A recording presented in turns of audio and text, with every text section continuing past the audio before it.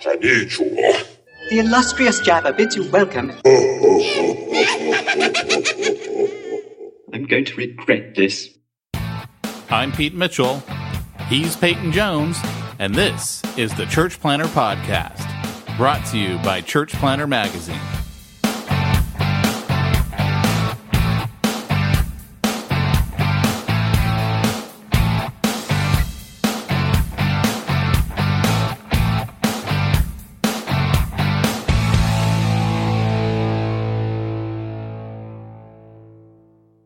Hey, welcome to Church Planter Magazine Podcast. Do it over! No, not doing it over. Not doing it over. Not do it over. Nope. All right. Okay, here we go. That's good because I was about to do something really obscene in the microphone just because I thought we'd do it over. What, like, obscene for you is like, I'm going to go do a doo-doo. It was the messenger of the dude. It was, you see, I might as well just done it. But that would have immortalized my gas on this podcast forever. Welcome to the Church Planter Podcast, everybody. If you're new here, you're probably in the wrong place, and you've probably figured that out by now. I'm Peyton Jones. Do we have a guest today? No, you. Oh, I me. mean, I'm your guest. Well, because you said you wanted to interview your wife at one point. I did. You know what? That would have been rad if I had remembered that. But she is coming in a little later. If she gets here by the end of Smack Talk, then guess what? That's how professional this podcast is. Hey, if we much the wheels came off in our first year. Well, as he said, he's Peyton Jones, and I'm Pete Mitchell, and you're listening to the Church Planter Podcast. So, no joke, man. I had more moments of fame this week. I had a guy in Colorado actually drive out to where I was at in Denver, opening a church planting training center on behalf of North American Mission Board. And the gentleman drove to come see me because his friend said, hey, Peyton Jones is there. And he came up and said, I'd always wanted to meet you. Then there was another guy named Joey who was actually part of the training. He clearly doesn't listen to the podcast. He wasn't that impressed. When I've always wanted to meet you. That's just called pleasantries. I could tell when he came, you know, kind of within like 2 feet of me, it was kind of like that William Wallace moment where he goes, aye, and he shoots fire out of his, and then thunderbolts come from his eyes. You could actually say that word in America. It's in the UK. You can't say that word. Yeah, you can say arse here, but not there. Yeah. Was that wrong? See, I feel dirty now. It's only because I brought forth. If you're in Britain right now and you heard me say the word arse, that's like the American polite way of saying it when we're joking around, kind of making fun of you guys, but which is funny because it really isn't us making fun of them because let's be honest, no one in America even thinks about them for like any time at all. That's kind of true. When we do think of you, we kind of make fun of you, British people. When we think of the UK, when we think of the UK, we just think they really should just say thank you to us for saving them, or they'd all be speaking German right now. Let's just put it out there. The thing is there's that superiority. See, because we can't talk proper. Of course they think this. They invented the English language and we screwed it up. But then on top of that, I bumped into an English guy. We improved it. Hey, I bumped into an English guy this morning, and I don't hate the English. We tease and we're ribbing you, and if you're really offended by this, stop being so English about it. I'm just saying, right? If you're a Celt, a Scot, an Irish person, a Welshman, the reality is funny. There's only like 5 people in all of the UK who listen to the podcast. So check this out. This is why the Celts get mad at the English. And I know I'm just totally offending English people, but you need to hear it from an American. Because let's be honest, whenever a British person says anything about America, and this is not a nationalistic moment for me, I usually agree with them. But normally they're taking the mick. They're making fun of us. That's just true. And don't act so innocent, British person, particularly the English. You know I'm looking at you. Because you excel in subtlety, right? So you know you're saying it without saying it. But here's the deal. This morning I bump into this guy. I know a buddy named Louis DeMail. Guy planted like 21 churches in France, right? Came over here 10 years ago. Yeah. You and I met him. Yep. I bumped into him this morning because he lives not too far from me. Anytime I see that guy, he's with a pack of dudes. And this morning he was at Revolution Roasters, my favorite coffee shop in the San Diego area. And he was there doing a discipleship group. Now, I think Louis has a discipleship group in every single coffee shop in San Diego, right? At least North County. He's amazing. It's all he does all day is start discipleship groups. They become churches. It's men he's got a burden for. And when I saw him this morning, he had this English guy. An English guy wasn't saved yet. But we got into it a little bit. Because I asked him at one point, I said, oh, where are you from? And he goes, and you could tell. I was like, okay, here we go. He said he was from the Southeast. Now, that's part of the issue there. He said, I'm from the Southeast, London. He was talking to me like I was super ignorant. And I said, oh, well, I lived in Wales for a while. He said, oh, yes, well. I said, well, what part of London? He goes, now, I decline because, that is such an American thing to ask. And I looked at him and said, well, I am American, and that's such a very English thing of you to say and take issue with. That's what the Welsh would say about you. Stop being so English about it. What did he say? He didn't know what to say. Because in England, you're clever and you're subtle and you have a little bit of wordplay. And when an American comes in and says, hey, cut the crap, knock it off, right? Like, you just call them out on it. It's like you take the weapons out of their hand. You know what I'm saying? You stick the sword and the shield out of their hand and said, all right, let's fight. Come on. You bring it. And it was kind of fun. I'm just saying maybe that was my sin nature, but we turned it around really quick. I'm just saying. You almost said that with a little John Wayne drawl. Listen up here, Pilgrim. It's not going to go down like you English. So I do have something to share. You know how I've been fond of playing some of the voicemails I get from people? Someone played me someone played me a message. Kirk Overstreet. Yeah, Kirk Overstreet. Yeah. Oh, my gosh. Are you playing it? Not Kirk's. I got another one. You ready for this one? I don't think this is Nana. 需查询请按9，由神工为您说明。如需查询请按9，由神工为您说明。 Okay, that was either Chinese Nana. It's not done. She's going for it. 提供紧急重要文件，即将影响您的出入境。如需查询请按9，由神工为您说明。如需查询请按9， I'm kind of 由 wondering. 神工为您说明。 She's still going. Do you think that's a robocall? I can't tell. Dude, you just got chewed out in Chinese. She's mad. All I Did you know detect is that angst in her I voice? really want someone to interpret that for me and tell me what it said. All right. I know we interrupted it, but if you're out there, audience, and you can translate that, please do. And I don't want to be offensive and ask certain people who I know are how do I put this? Not white. They're Asian because I'm afraid I'm going to be asking like a Korean on a Chinese thing, and I can't. That was Chinese. I don't know. That was clearly How do Chinese. You know? How can you tell the difference? I just can. Well, there's 2 languages in China. Which one? Mandarin, Cantonese? Ooh, you got me. Coffinese? I don't know all the languages. My extent of Mandarin and Cantonese pretty much goes to the selection of the food that I eat. Kung Pao chicken. See, now you are offended. See, here you're trying so hard, and then you just blow it.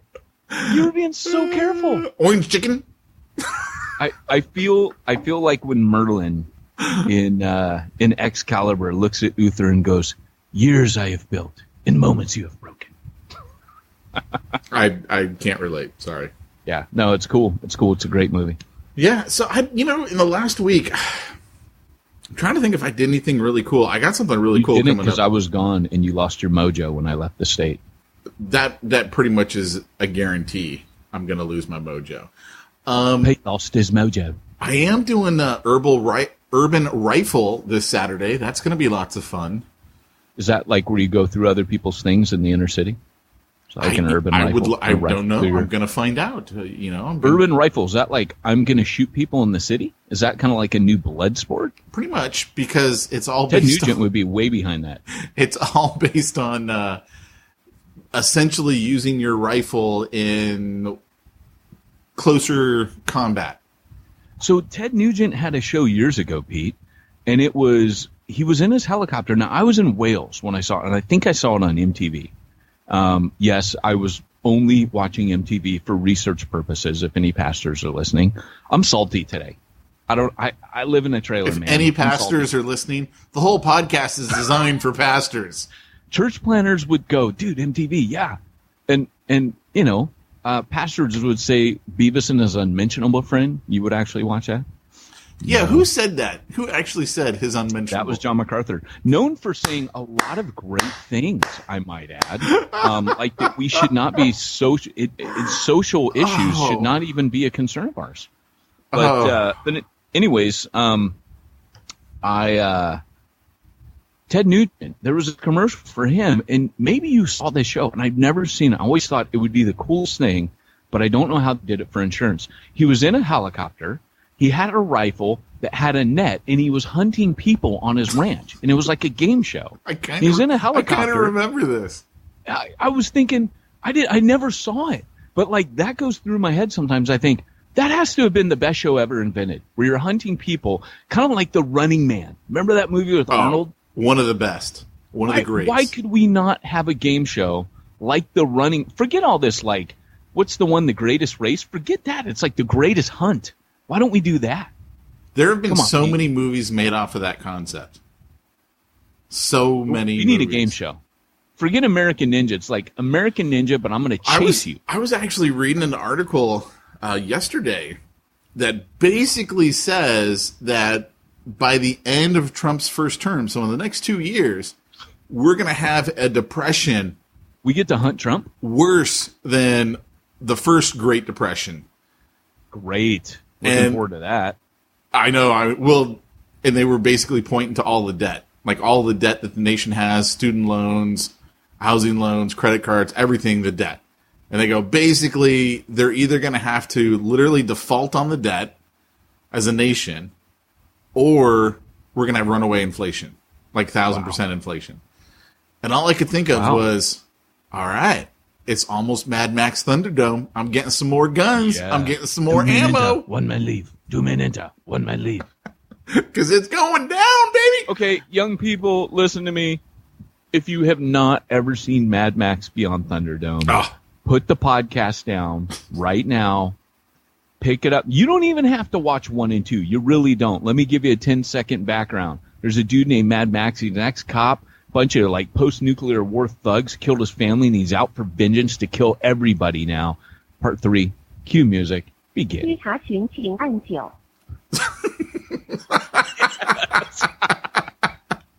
That's so rad. Right on cue. Master Blaster. You have to watch Beyond Thunderdome. And don't worry about when it shifts halfway through and it's about the kids. It's about the kids, man. It's a movie for kids. Well, towards the, I remember as a kid watching Mad Max Beyond Thunderdome. Second half, I'm like, what? Wait, what happened to all the killing and the shooting and the fighting and this is kids now. Like, he's saving kids. Like, and as I've gotten older now, I get it. It's like, yeah, you gotta, do something bigger than just vengeance. He kind of finds a greater cause, and he can't raise his family, but he can help get these guys. It's cool. When you get older, you understand these things. Oh, man. I still want more killing and smashing with giant hammers. The giant hammer that Master Blaster has. Oh. The giant, yeah. But you know what? I still can't believe how big of a fan you were of Fury Road. Love that movie. Yeah, you were like a huge fan. Fury loved Road. It, dude. Thought it was a masterpiece. Yeah. I got that in 3D. Oh, when did we watch? Didn't we watch that already in 3D? I don't know. Because I saw it in the theater in 3D. I don't know. You know what movie I saw last weekend that you would hate? What? The Predator. It's funny you say that because I almost went and saw it, but Andrea wants to see it. Because I've never. Okay, I'll take your wife. You're gonna hate me because it was good. Any respect you had for me. I enjoyed it so much. I'm like, yeah, dude, it's Predator. I've never seen the original. That's kind of amazing, actually. I know, right? I mean, the original was phenomenal. And I never saw Commando. I saw the beginning of Commando, the first half hour, and that's it. I've got it in 3D. The first Predator. They remastered it in 3D. Do I need to come down and give you some cuddles? No, because you'll probably get in trouble. That's all I'm going to say. So no, I'm absolutely supposed not. to be working, yes. Well, we all know that. Never mind. I'm just not even going to go there. So, Don't go there. how are things? Things are good. I still live in a trailer, and I Oh just got yeah, back I from saw you Denver. guys digging a ditch. Yeah. You know, I dug a giant ditch. It's pretty dang big. I think it's like 70 foot long, 2 foot wide. I have 2 5-foot square. I drove the Bobcat. I got to tell you, closest thing you will ever feel to being like Ripley in the exoskeleton suit is hopping in one of those. They are easy to operate. How can you I did have not never seen the realize Predator after that? I After mean, you I always dropped a wanted to see Ripley it. comment, and you've never seen the Predator. It's just no one ever wanted to like watch it with me. I think I've seen the end where he blows him up.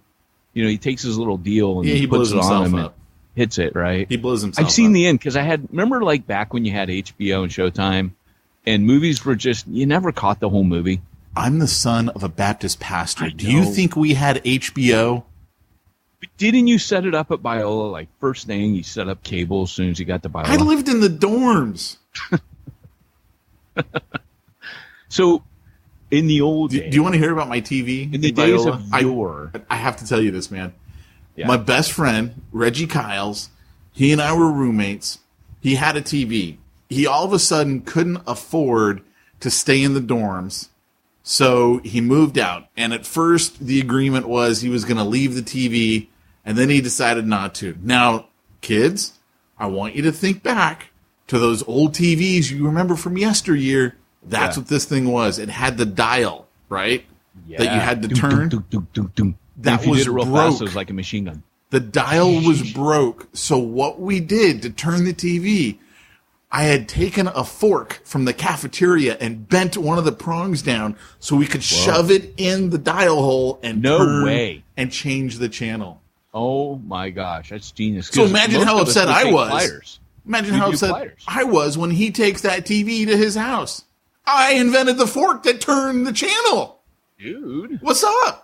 that TV should be immortalized. You totally own copyright on that technology. I really should. Really should. Dang, dude, that's cool. I didn't know you're that like clever. You just When like it comes to MacGyver. watching TV, I'm going to figure out a way. dude, we're gonna call you McPeter from now on. Yeah, part of the reason why my parents felt like they wasted money on my college education. Yeah, because You're like, hey, I learned things. It was like going to trade school, man. You should have seen me. I fix that tried to TV. tell them I did not want to go to college. I tried to explain this to them. It's not my fault that I told them I'm not made for college, and they wasted money. That was their choice. So guess what I did this morning? What'd you do this morning? I went to the gym. Oh yeah, what's his First last time name? in 10 years. Jim who? There's actually people in there, Pete. Jim Brubaker? No, I went to the gym, like the gymnasium. There was no monkeys, no swinging around, no monkey bars. There was like a bunch of people running in place, and there was a bunch of sweaty dudes looking at themselves in the mirrors and holding things. That was kind of what it was. Nice. I haven't been there in so long. I went there with my wife, and I had my, like, this is how unprepared I am for working out.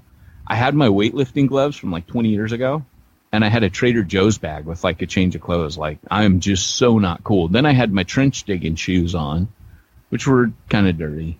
And, yeah, I had shorts that were like workout shorts, but nothing else, man. I was so unprepared. I was so uncool in the gym, and I kind of like that. Well, I'm very happy for you. So when's the next time you're going back? Wednesday. Because it's not so much that you went; it's that repeat a business. Oh, it was huge that I went at all. It was like breaking through the barrier. Like, I haven't been here in like 10 years. yeah. But, you know, not being prepared, I kind of felt like Rocky, like in Rocky 4, where he doesn't have all the kit that Ivan Drago has, but he's got like a wheelbarrow full of rocks, you know? What's that song that they sing at the end? That's how you know steroids are bad. Because Drago used steroids, and Rocky was all natural. I remember the song. Hearts on fire, something desire. Oh man, that would have been rad if I'd had that on Dude, my playlist. Rocky and I'd be was- like, I am Rocky. You are all baby men. Rocky was pretty much just music video. Like It was if you a think montage. back, Even Rocky had a montage. they're music videos. That's really like I'm you just- remember when Apollo Creed dies, and he's out driving his Porsche. It's a music video. They've made the movies into music videos. Oh, it was rad. But do you want to know the real reason I went there? See if you can guess in 3 guesses. Well, if you were single, I would say to pick gym. up chicks, but you're not single, so I have no idea. Nope, that's why I cruise the mall. And normally I look at my wife. You are salty. You are salty today. You would never say that normally. I look at my wife all the time. I go, when we have to go to the mall, I go, hey, you want to go to the mall and cruise some chicks? She always goes, okay. She loves the mall. She's an 80s girl. Yeah, my wife loves the mall too. I won't go. So, okay, 3 guesses. Okay, so cruising chicks is not one. I have no idea. Not a clue. A warm shower. That's why I went to the gym. To use the warm shower. I actually had a buddy who was homeless living in his car, and he wouldn't give up his gym membership because he would go take a shower every day. So I broke my water main. Here I am digging with a bobcat in my yard the other day. Do I hit the water main? No, I carefully shovel around it. But my buddy goes through the irrigation pipe, and what do? I go to switch the water main valve off, which has been buried underground for about 20 years, and it snaps off, locking my water completely off. So when I get done, I'm covered in dirt. I can't even take the cold shower. One of the few vestiges of civilization I actually have right now. You know what? You live by the ocean. I don't exactly. in any way. You know what I had to do? Go to the go ocean. to the end of my street, go to the public shower that's on the bluff overlooking the ocean, and I'm standing there under this kind of lukewarm water. The sun's down. It's kind of night. There's these pretty clouds over the ocean, and I think to myself, yeah, I could be homeless. This ain't so bad. You can be homeless where you live quite easily and be like, life is just not bad. It is pretty good. I'm going to eat pizza out of the dumpster over at Pizza Port. You know, the Italian place here, gourmet Italian place, I might eat some of their food out of the dumpster. I mean, there's tons of... Look, I'm going to find me a good millennial who's looking for a cause. I'm going to be their cause. They can provide me food. I'm going to live on the beach. I'm going to hang around churches a bit. They'll know me as like old Bob. I'll go by Bob. I won't tell them my real identity. It'll be like church planning research. I'll just be undercover. Remember that time Eddie Murphy went undercover as a white person? No. You never saw that? No. Oh my gosh, dude. Okay, you have to Google that when we're done today. Eddie Murphy does a whole documentary on Saturday Night Live. It's probably about I never 7 watched minutes Saturday long. Night Live. I never cared for that show. He gives himself a brown mustache and a brown wig. He paints his skin white, and he goes under, and he has to do like a white voice exercises where he tucks his butt in, so he walks like with his butt in. Like they tell him like pretend you have a stick. Anyways, so he does that, and he has to practice talking so he's believable. So he reads all these Hallmark cards, and he's like, "I love you very much. I treasure your friendship." It's great. You have to watch it. I'm going to take your word for it. He goes to pay for things at the store. They're like, just take it, man. You don't have to give us money. What are you doing? It's great. That's funny. I like it. I do. Yeah, it was pretty cool. Yeah. So, yeah. So, that. I got nothing. I got nothing to share. You know, part of it is because you made me wait an hour. Like, I was ready to do this at 9 and be like, I'm on. So I do have one quick story I'm going to share with you. My next door neighbor, who over the 11, 12 years that we've lived here, I've managed to talk to them maybe 2 or 3 times total. The husband was turning 60 years old, and for the last week and a half, the wife was like, hey, I'm just going to apologize now. We're having a 60th birthday party for my husband, and they're all thinking that, you know, they're 25 still, and they've got a band, and so we're going to have live music. And so literally the day before, she goes to all the neighbors and brings them a letter with, hey, you know, please don't call the police. Call me if there's a problem. If it's too loud, call me, right? And she like brings over a case of beer for me. She's like, oh, you drink IPA, don't you? Here's a case. They had 2 porta potties in their driveway. Like they were just like, this is going to be the biggest band ever. By the way, your mic's off still. And so, I was joking with Jamie and I go, you know what? I bet you anything. Cause we got this one neighbor behind us who like calls the cops on everybody for everything. And I go, right. Guaranteed cops are going to come. But I'm kind of curious as to how many ambulances are going to come tonight. Like that was my joke. So honestly, it wasn't that bad. I mean, our house is pretty robust. Like we didn't hear much, and our side of the house don't hear a thing. So we're in bed. It's about 11:30 at night, and all of a sudden, our dog, who sleeps in our bedroom, she starts growling, and so that wakes me up because she goes taking off. She goes running. So I'm looking, and I could tell through the blinds something was happening, but I didn't know what. So I look out the window. Somebody's peeing in your bush outside your window, aren't they? No. So I look out the window, and sure enough, it's the cop lights. The cops are over there, and I'm like inside, I'm laughing because I'm like, you guys are 60 years old, thinking you're 25, and the cops got to come put down your party, and there's cars all over the street. Like, the cops are thinking teenagers. And no. They show up, and there's a bunch of 60-years-olds. With porta potties in the driveway. Like, that's how many people were at this thing. Porta potties.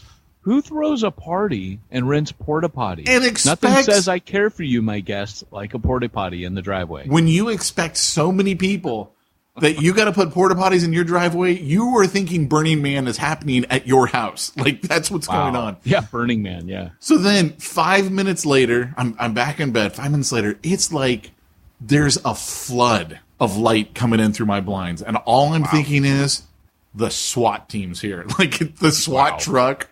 So I get up and I look at the window. Sure enough, it's an ambulance. Oh no! Taking out the bed. I'm like, dude, you knew that was gonna happen. Yeah. And now I still don't know. I'm dying to know, but I don't talk to these neighbors. I want to know what happened. Someone get drunk, fall over. What happened? Here's the thing. Like, you would love to be the cop who shows up and sees the 60-year-old answer the door and go, really? Aren't you a little old for this? They're like, hey, officer, what's going on? We're okay over here. We'll turn down the music. It's all loud. They're doing stuff like that. It's their 60th birthday party. Funny, thinking they're 25. I've never seen your impersonation of a 60-year-old drunk person answering the door to the police. That's a new one. Oh man, so that's your neighbor. So you're going to go ask him? I haven't seen him. I haven't seen him. If you're that concerned, you can ask anything. I kid you not. This is what I did though. I went over there. I used the porta potty. You did not. I was wearing a robe and I took my newspaper. So when I'd see him in the morning, I was like exiting and I just kind of looked at them and then walked away. You're such a liar. No, it was great. You did not. Oh yeah, I totally did. You really went there, took your newspaper into the porta potty in your bathrobe, and used their bathroom. And I was waiting until I heard them out in the driveway, so that way I could like exit with like my newspaper and the robe on. And I'm like, oh no way! All I did was a head nod, and then such just walked. A liar. No, You're such a liar. True. It's a true story. That would be very Pete Mitchell. That would be pretty rad if you did do that. Oh, so. Hey, how long is this going to be there? This thing's great. Well, I would figure you, of all people, would be like, oh, no, that's great. You should have a porta potty. Everyone should have a porta potty in their lawn. Hey, man, I have gotten good at using the porta potty. Is it still at your house, the porta potty? No, I took it as soon as my contractor went upside down. I called that day. I'm like, get this thing out of here. What's funny is the porta potties that they had were really nice. Are really nice. Yeah, not like those blue ones. These things are like insulated. With like, they got a little heater in there. I mean, these things are, dude, 60-year-olds. They know how to get a porta potty. Yeah. They're like, I wonder, because mine's diamonds. They must have rented like platinum. I don't know. Yeah. The only porta potties I'd ever seen before are those blue ones. Like we got a company around here called First John. No. Yes. Obviously a Christian porta potty. It's JON. I mean, I don't know if that's a difference, but it's First John. That's funny. Yeah, the First John one was pretty funny. And then there was another one that was a play on that. I'll see if I can remember it later. Third John? No, it can only go so far, that joke. That would have been good, though. After that, it's Revelation. You don't want to name your porta potty company Revelation. Oh, That's not good. Oh, no. Oh my gosh. Oh, that's such the wrong name for a porta potty company. Oh my gosh. And I use porta potties. I went to the Viking Festival in Vista yesterday, and man, I'm telling you, you don't want a revelation when you open that door, man. I went like past all these ones of red, and I was like, oh no, they've locked them. It was right before the thing closed, and then I got one open. I was a little scared when I opened it because when all of them are red and one's green, you're thinking, I bet somebody's in there. But they didn't lock it. That's a terrible experience. When you walk in on someone when they're in the bathroom, it's not good. Yeah. Hey, my wife was sitting right next to me, and now she's moved. I think she's disassociated and washed her hands of this conversation. Have you read your brother's book yet? I have. Yes, I have. I read a very early copy of it. He's not a bad little writer, I gotta say. He can write fiction like a bad boy. I'm kind of curious. I kind of want to see it now. It's good. It's a Christmas origin. Okay, so you know Krampus? Yeah. So it's like the opposite of Krampus. It's the Santa Claus, not that the people deserve, but the one that they need. So it's like the origin story of Kris Kringle, Krampus's arch enemy. So it's a little darker. But yeah, that's what it is. Well, is it time for us to actually get onto our topic? It is. Yes, my brother did write a book, by the way. So just so you know, it's on Amazon. It's called Nali's Wager, and Nali is like one of the dark. It's Norse. It's like Norse mythology. He's one of the dark gods, and it's a Nordic Kris Kringle origin story, a little bit dark, kind of comic bookish, kind of superhero-ish. And my brother's kind of like the coolest and toughest nerd you'll ever meet. That's nice. It is. So let's see here. And I won't be late next week. Oh, wait, what was that? And I won't be late next week. That's so rad. I got me a nice little soundbite. And I won't be late next week. That's rad. And I always know anything I say is going to be turned into a soundbite. And I won't be late for Chinese. Oh, you want Chinese? Yeah. 约查询请按9. Yes. That's all I'm saying. All right, Doc. You know what she's saying there? Kick us off, Doc. Great She's Scott, saying be on time. It's time for this week's topic. Let's get down to the nitty-gritty. Well, hey, guys. Today, we do have a special guest. She's specialer to me than she is to Pete. She is my wife. I married her 22 years ago. And she only regretted it, in fairness, the first 21 years. So get your butt over here. Come on over. What's funny is, will you please come sit by me? What Jamie hates, Jamie hates it when I go, we've had 7 good years of marriage. We've been married for 18, but we've had 7 good ones. So I will introduce her, and then I'll let her introduce herself. Because, I'm not very good at introducing people, particularly my wife. Andrea, no matter how many times I say your name, I could say it a million more times. Andrea is my wife. She and I met in high school. We have ministered together. Everything that I have ever talked about that I do, Andrea was right there with me, probably the genius behind most of it. And as Ginger Rogers said about Fred Astaire, remember everything he did, I did backwards and in high heels. So my wife was raised by a family that was flooded by the Jesus movement. Keith Green was a big impact on her life, was actually a friend of the family, in and out of the house, pretty much peppers their family photos. And she and I got to know each other in senior English class. And she was dropping Spurgeon and Lloyd Jones quotes and reading all the giants. And, when I heard she knew Keith Green, I was like, wow, I got to know you. So that's what happened. So welcome to the show. Thank you, Peyton Jones and Pete Mitchell, the great. Yeah, you have to actually use the microphone. That's how it works here. Oh. I was Come wondering close why to Peyton me. was pushing my head over here. I'm always trying to get him off being camera. on here with you guys, I feel like I'm kind of back in junior high, walking down the hall, and the junior high boys are there, and I just want to go the other direction. Mm-hmm. And so, Can you guys change for like maybe 30 minutes? We're going to get serious. This is the second half of the show where we actually get holy and serious. No, that's him. I'm always looking for something that I can bring up. Are we done with the outhouse and Revelation talking? I can't. I make no promises. Okay, well, so, hey, let me introduce the topic. The topic is a connection from the week before last, wasn't it? Where we were talking about calling. And I said, man, it would be great to get my wife on here and to talk about how God calls you as a couple, because I get the sense that a lot of guys think this is how it goes. I get called to things. My wife is my helpmeet. Therefore, she eventually either submits to me and does what I think God wants us to do, or she's in total disobedience. And I think the younger you are, the more you believe that.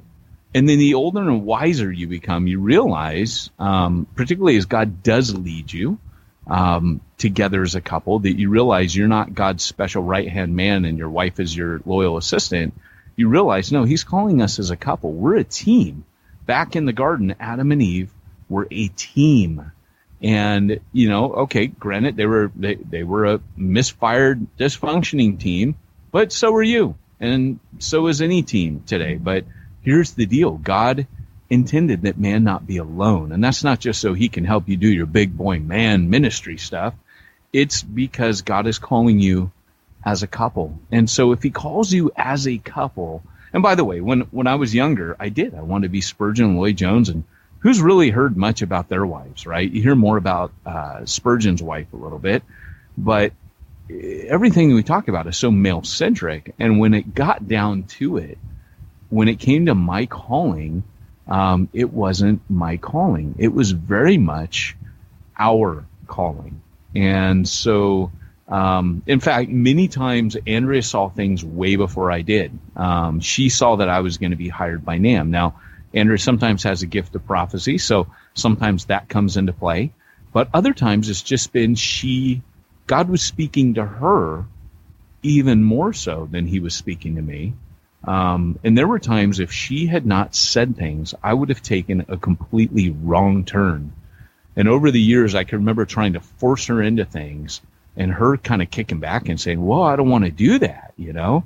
And I had been taught and conditioned to believe that Andrea should just want to do what I would and say, you know, Sarah called Abraham Lord and you're my Lord. No, that was a sign of respect. That wasn't saying I am her Lord. You know, Jesus is her Lord and Savior, and he will call her and talk to her. So anyways, we'll talk a little bit more about that.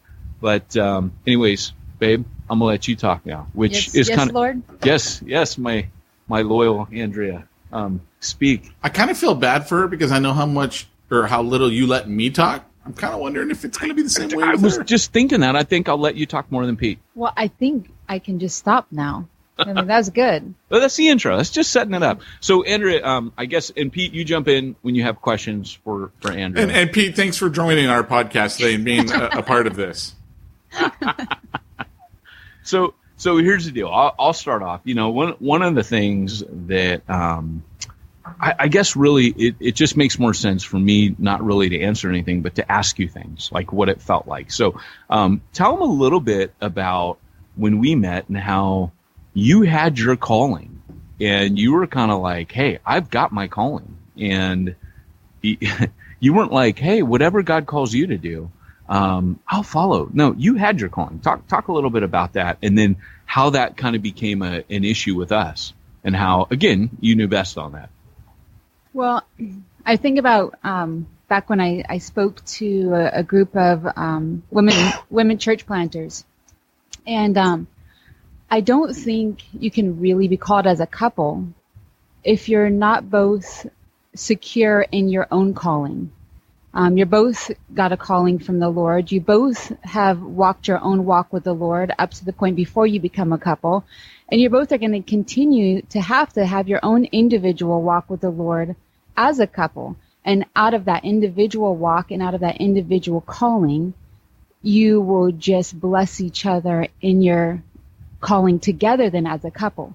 But I think the problem comes sometimes is sometimes maybe a woman doesn't feel a calling before she gets in the ministry with her husband. And that's okay, but I think the Lord will still begin to work in her own heart, in her own life, the calling that he has on her specifically. And it may not look like someone else. It may not look like me. And each woman has their own calling.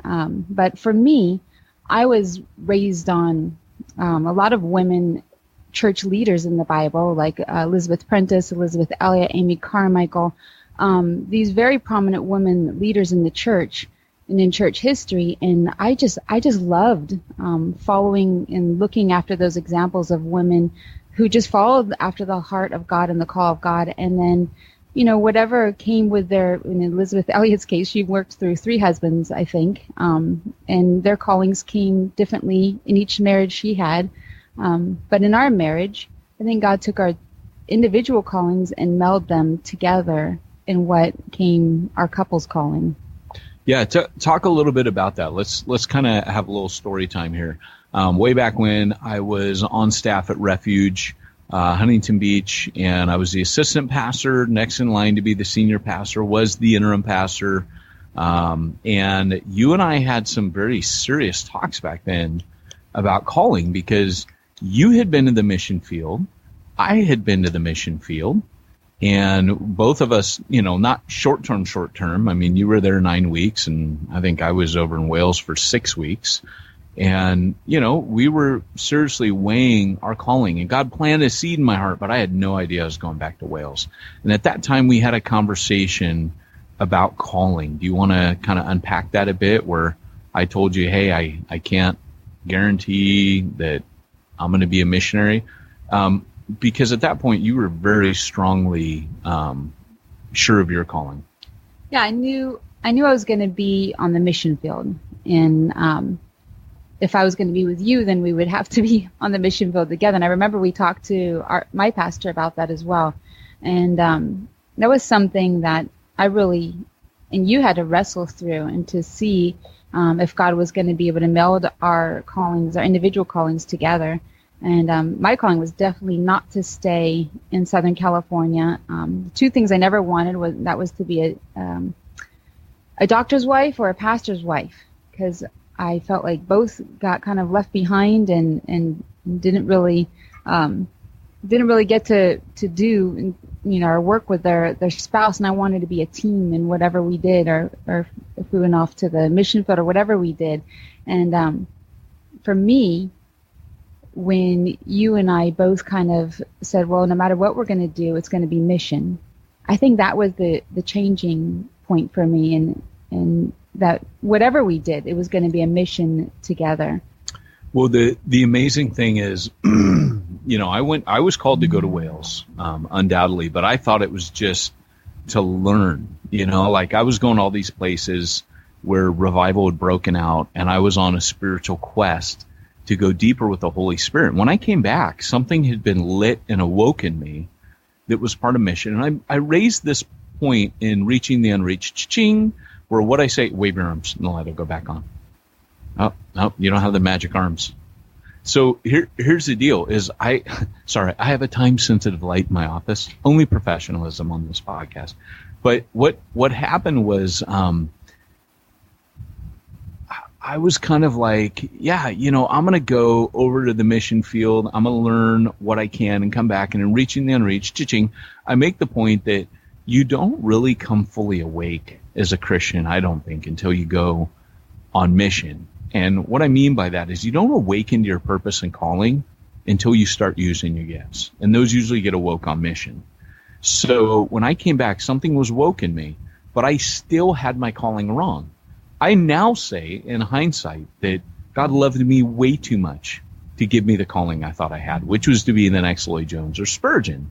And, I had a preaching gift. I really did have a preaching gift. And it opened many, many doors for me at a very young age.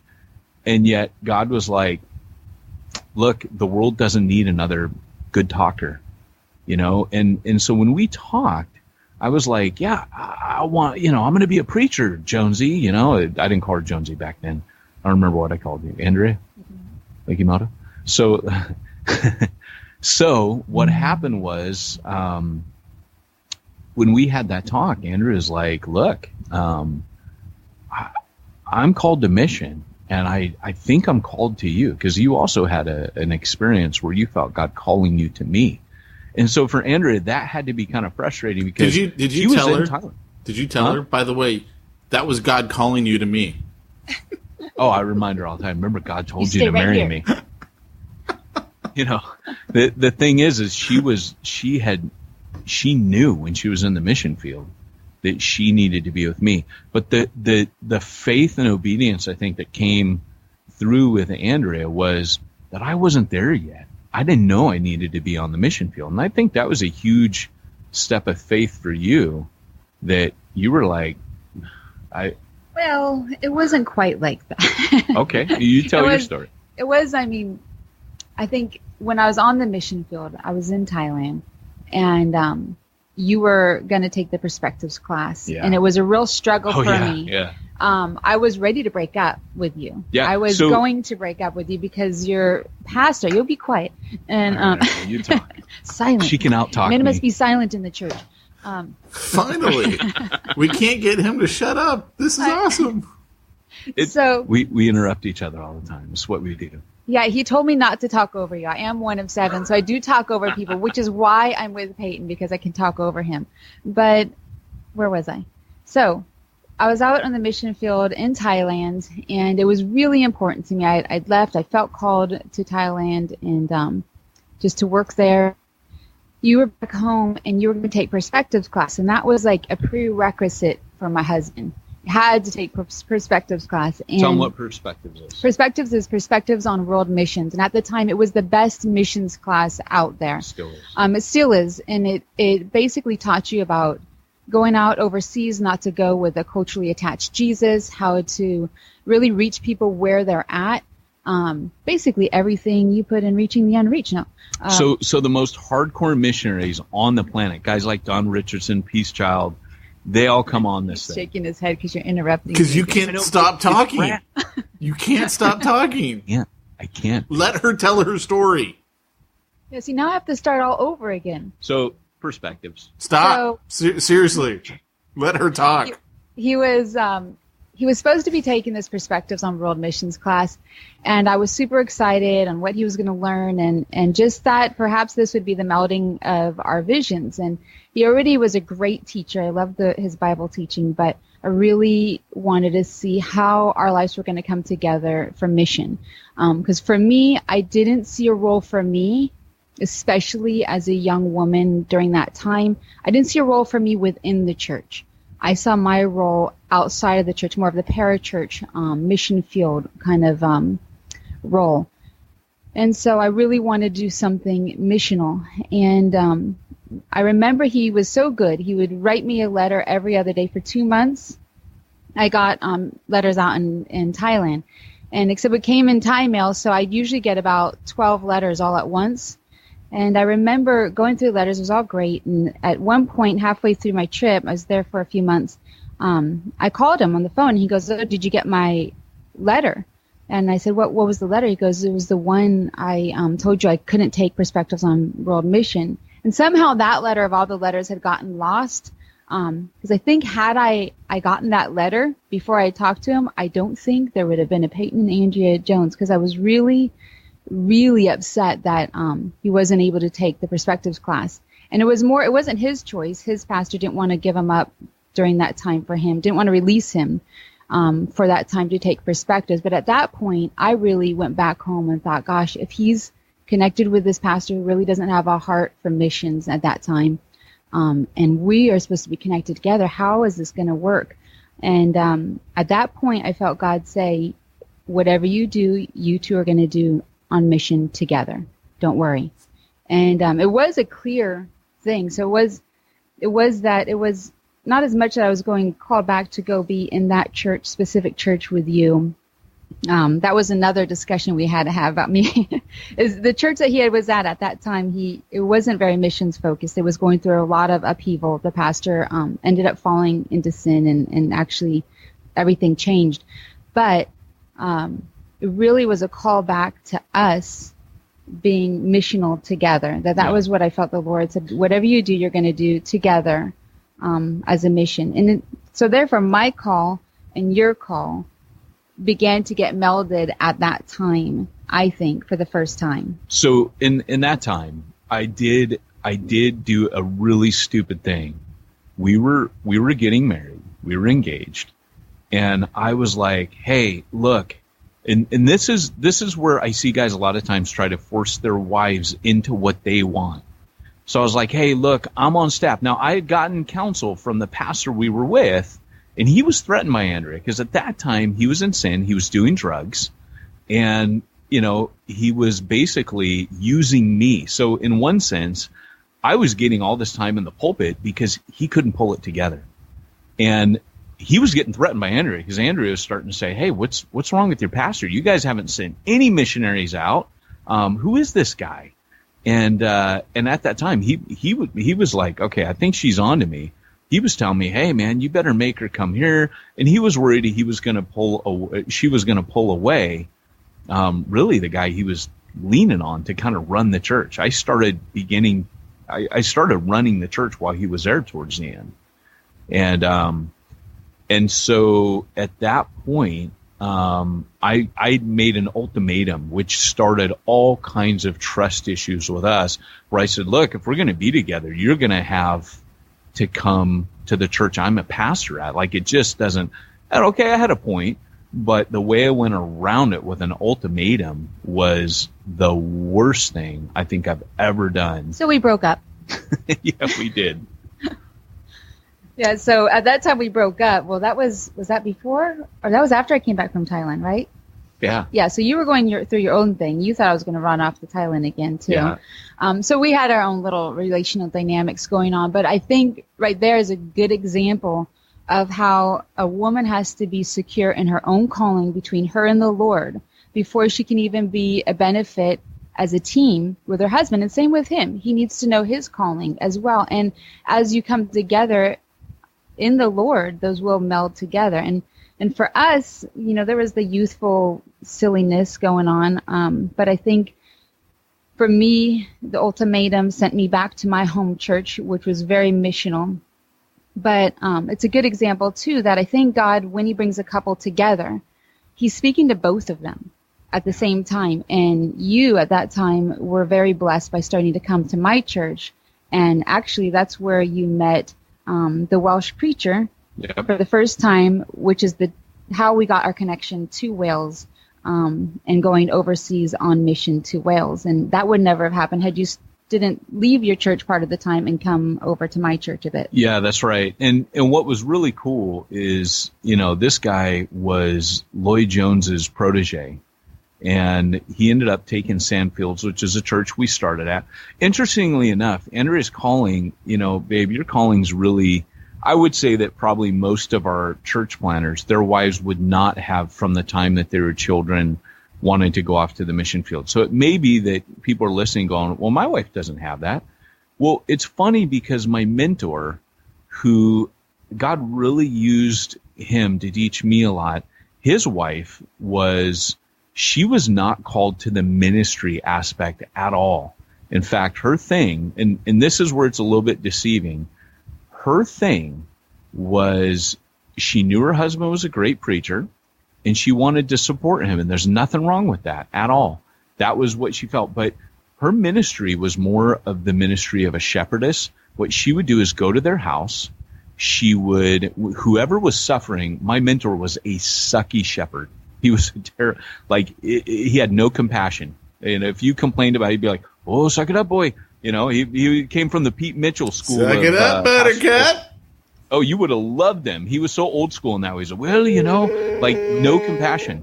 But his wife would go over to their house with whoever was suffering. She would sit with them, do their laundry, iron their clothes, like she would do all their stuff. She's a key example. She embraced her calling of where she was at and what that was really her. I used to watch her sometimes and envy how comfortable she was with exactly who God made her to be. And I was a young woman at the time. I remember going, that's so amazing. She's just comfortable. She doesn't have to teach. She doesn't have to do the things that perhaps other pastors' wives were called or other women leaders were called. She just served where she was comfortable. She was the best hostess with the mostest. She would give us the best tea cakes and tea.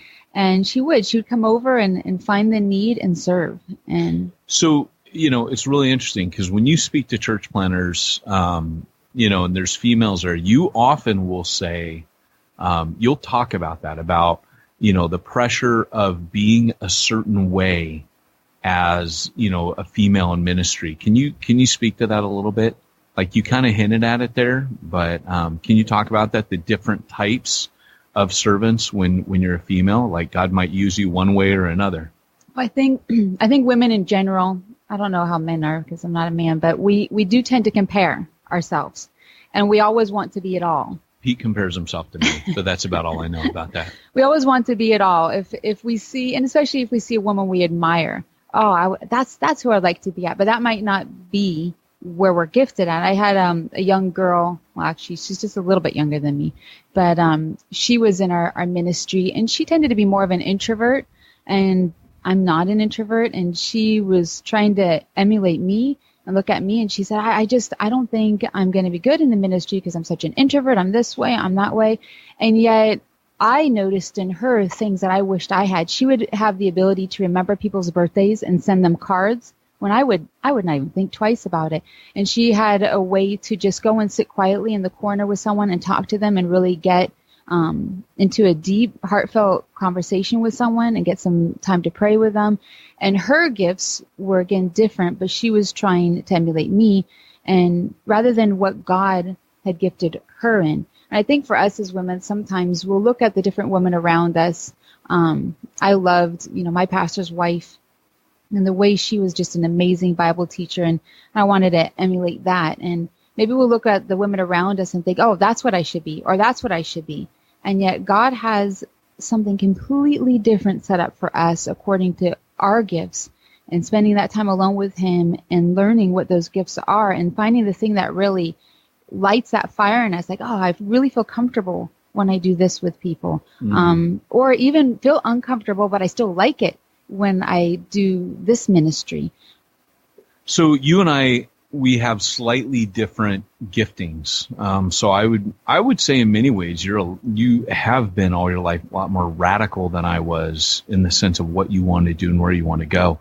But I would say that I had more of the apostolic makeup with a bent towards teaching and evangelism, whereas you had an apostolic makeup with more of an emphasis on shepherding and prophetic. And so if you guys know in Church Zero, cha-ching, I talk about a Swiss Army knife when you're apostolic. Andrew's apostolic, but her big blade would be, like I said, shepherding and prophetic. So when we would be called to leave here, you would have kind of this shepherding, and I would be like, hey, we got to go here now. And that was always really hard for you. And I think that as we have left different place and gone to different place, there have been times where you have really tempered me, and the key example would be when we got to the States, and you were like, hey, can we stay put now? Because you were always gung-ho to go wherever and do whatever, but there's definitely a sense in which I think God's used your shepherding to say, let's put some roots down now. And you can do a lot more sometimes when you put roots down. Can you speak sometimes to, because I could pick up any of our transitions from Sandfields to Lampeter, from Lampeter to Pillar, from Pillar to Long Beach, from Long Beach to where we are now. Not all of them have been pleasant. Some have been right. Some at the time, it was a little confusion. It's not like it's all been easy. I mean, do you want to speak into that at all? Well, I think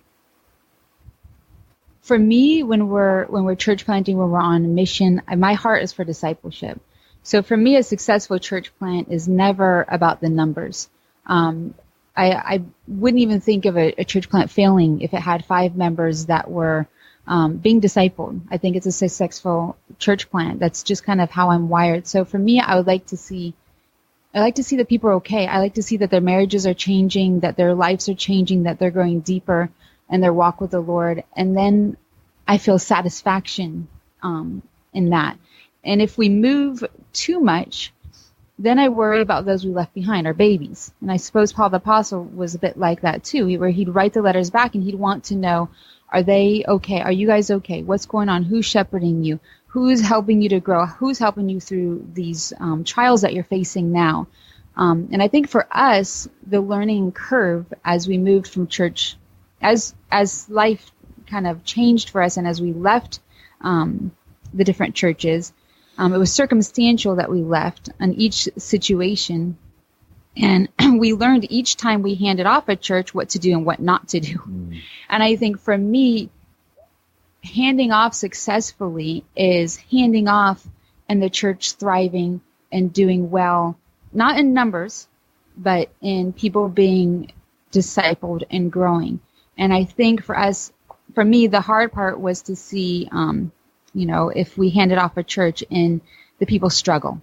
Yeah. And then that was the hardest part for me. They struggled, they were hurting, they would find it very hard, and I wasn't sure that was the most successful way for us to minister as we handed off. And then, the second handoff, as we were church planting, we learned from.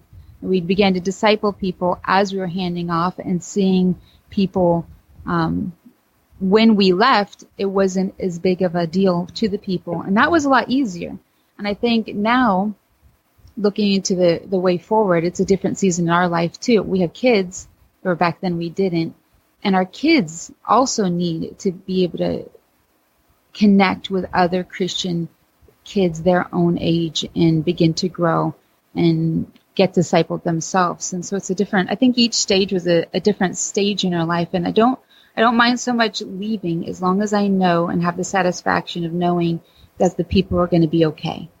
I know we're running out of time, but one of the things also that really meant a lot to me, and I think the time where I really started to see you as my partner was after I got broken from my fancy plans, my high and mighty dreams of being Lloyd Jones, which happened after the Lampeter experience when, I always say I got kicked in the teeth, but really it was the Lord breaking me down and showing me, hey, you might have been the golden boy in these other couple churches, but you're not the golden boy in the kingdom. And, it's not about you, and it's not about your preaching gift.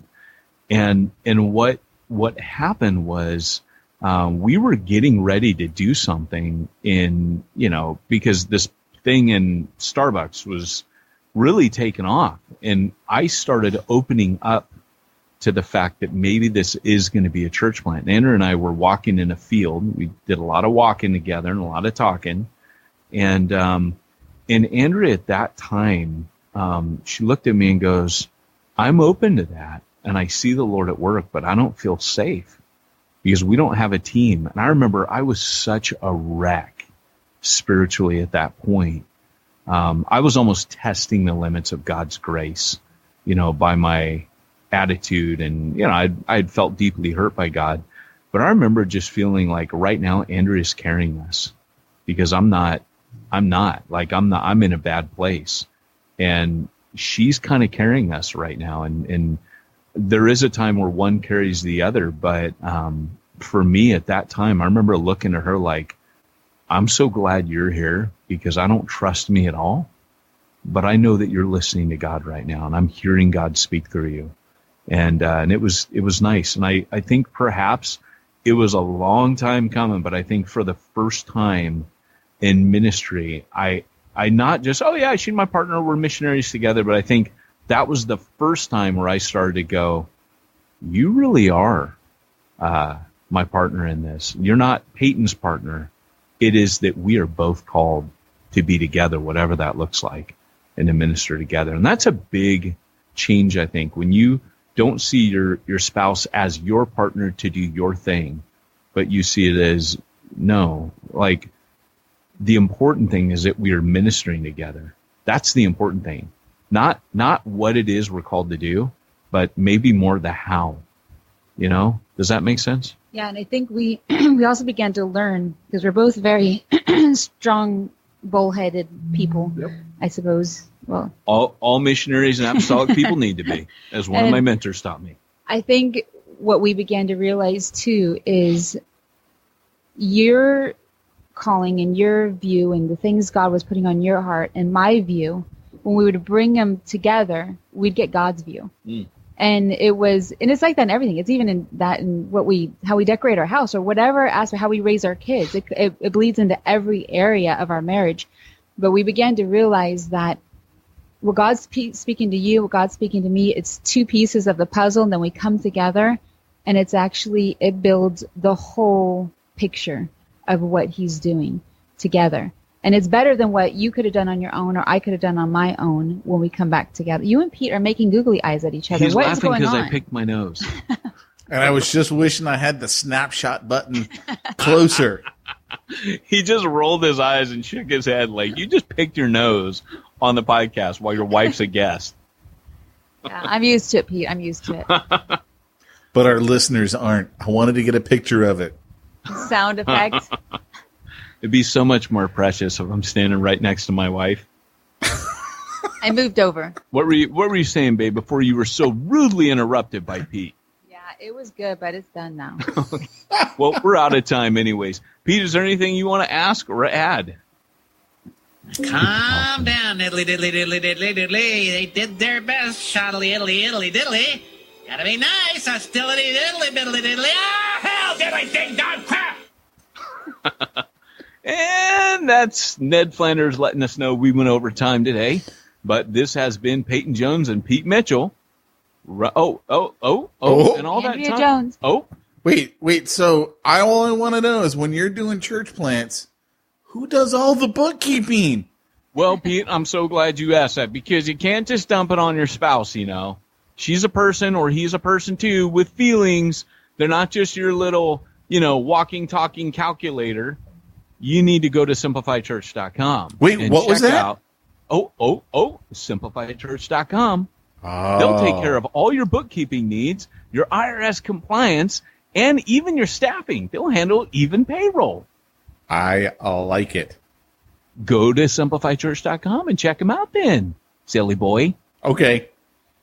All right, well, this has been Peyton Jones and Pete Mitchell and Andrea Jones. Reminding you, if you want to reach the ones nobody's reaching, you need to go where nobody's going and do. I don't know what nobody's doing. My next book is going to be called I Wish I Had Listened to Pete.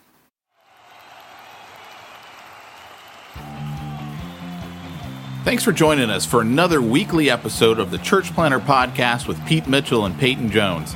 We'd love to hear your comments on this episode of the Church Planter Podcast. Visit us online and let us know what you thought at churchplanterpodcast.com. If you subscribe to us via iTunes and have enjoyed the podcast, leave us a positive review. The more positive reviews we receive in iTunes, the more iTunes will promote us to other church planners who would benefit from this show. This podcast is brought to you by the Church Planter Magazine, which is available in the iTunes newsstand or online via churchplantermagazine.com.